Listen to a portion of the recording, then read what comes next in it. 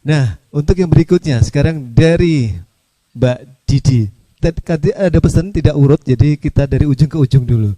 Sekarang Mbak Didi boleh bisa share tentang buku Mijil atau bagaimana nih kesannya tentang buku Mijil dan Mbak Erna sendiri. Mic-nya nyalakah? Cek. Kayaknya kurang kencang ya. Boleh. Matunun Mas MC. Lupa nama saya ya Mbak, Aditya Mbak. Nama saya. Dipanggilnya Mas MC berarti nggak tahu nama saya. Mas Aditya matur nuwun. Sami-sami. Sugeng dalu Bapak Ibu, saudara-saudara. Assalamualaikum warahmatullahi wabarakatuh. Salam sejahtera untuk kita semua. Om Swastiastu, Namo Buddhaya, salam kebajikan, Rahayu. Saya Didi. Satu kehormatan buat saya diundang sama Mbak Erna dan Mas Satrio ke acara ini karena sebenarnya saya bukan sastrawan, bukan penulis juga. Tulisan-tulisan saya mungkin sifatnya hanya academic writings, skripsi, tesis, disertasi aja. Jadi saya sangat mengagumi teman-teman yang bisa mengembangkan imajinasinya sehingga bisa menulis fiksi. Itu butuh satu proses pemikiran yang dahsyat ya, apalagi Mas Rudi bisa melakukan diversifikasi pembaca gitu. Bagaimana agar buku itu menjadi sesuatu yang menarik bagi pembaca, itu harus ada trik tersendiri ya Mas ya. Kalau dilihat dari literasi digital, kebetulan saya lebih banyak masuk ke ranah tersebut. Anak-anak Gen Z dan millennials itu saat ini keinginan untuk membacanya masih ada, tetapi mungkin tidak spesifik kepada satu karya sastra berbentuk novel. Nah, tapi mereka itu karena karakternya simple, nggak mau susah, generasi rebahan ini memang sukanya melihat sesuatu yang mudah buat mereka.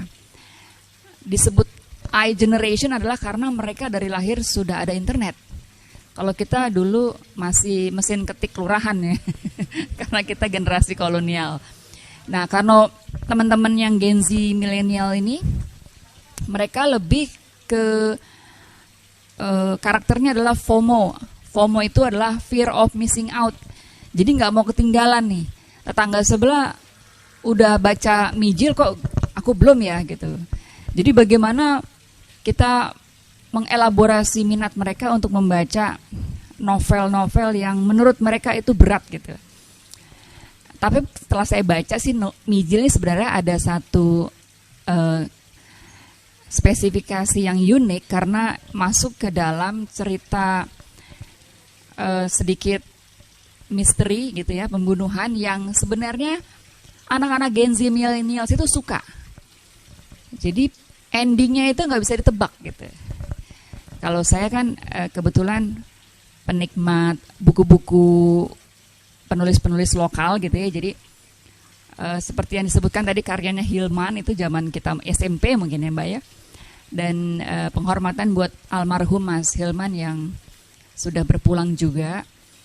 Itu memang sangat populer gitu karya-karyanya, sangat mudah dibaca dan kita tunggu-tunggu setiap edisi barunya. Tapi kalau kita masuk lagi ke ranah digital, anak Gen Z millennials itu juga nggak suka baca e-book. Karena tulisannya kecil-kecil, mereka harus zoom out, zoom in gitu ya. Mereka sebenarnya lebih suka hard copy bukunya. Kebetulan ponakan-ponakan saya itu suka baca novel. Novel-novel mereka itu rata-rata novelnya Terelie, kemudian ada anime dan segala macam itu. Tapi mereka lebih suka baca hard copy, tidak e-book. Setelah saya tanya kenapa, pusing katanya kalau baca e-book, tulisannya kecil-kecil. Jadi seperti buku Mbak Erna ini, jangan khawatir, diterbitkan di era digital ini masih punya daya tarik untuk anak-anak milenial dan Gen Z. Tetapi memang perlu trik tersendiri seperti yang dilakukan oleh Mas Rudi. bagaimana membuka wawasan mereka untuk membaca karya-karya yang bagus seperti ini. Itu salah satunya adalah membuat filmnya, gitu ya. Jadi alangkah lebih baiknya jika kita menemukan seorang produser film yang tertarik untuk membuat film dari buku Mijil ini.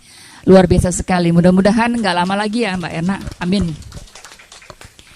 Gitu. Jadi kalau dari saya mungkin lihatnya dari sisi komersial, karena saya ada di wilayah itu, bagaimana caranya karya kita bisa dinikmati orang dan juga bisa membawa kesejahteraan bagi teman-teman penulis nih. Kadang-kadang teman-teman penulis ini dianggap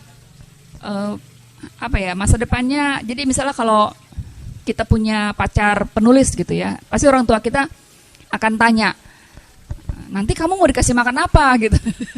Ya kan, beberapa kali kita mengalami hal tersebut gitu ya, ketika membawa teman ke rumah, apa pekerjaannya penulis gitu, nulis apa, nulis novel lagi gitu. Nah tapi sekarang di era digital ini, novel hard copy seperti ini juga masa depannya bagus sekali, karena bisa dinikmati dari berbagai perspektif buku, kemudian perspektif visual dalam bentuk film gitu ya. Kemudian mungkin akan dipentaskan dalam bentuk teater gitu ya. Jadi berbagai media yang bisa digunakan untuk memajang atau mempresentasikan karya kita itu sekarang ini bermacam-macam di era digital. Saya kira dari saya itu aja. Kita ketemu lagi nanti di sesi tanya jawab ya teman-teman, kita sekalian interaksi dan saling kenal. Matur nuwun. Wassalamualaikum warahmatullahi wabarakatuh. Waalaikumsalam warahmatullahi wabarakatuh. Terima kasih Mbak Didi untuk sepatah saya kesan ya tentang buku Mijil itu sendiri.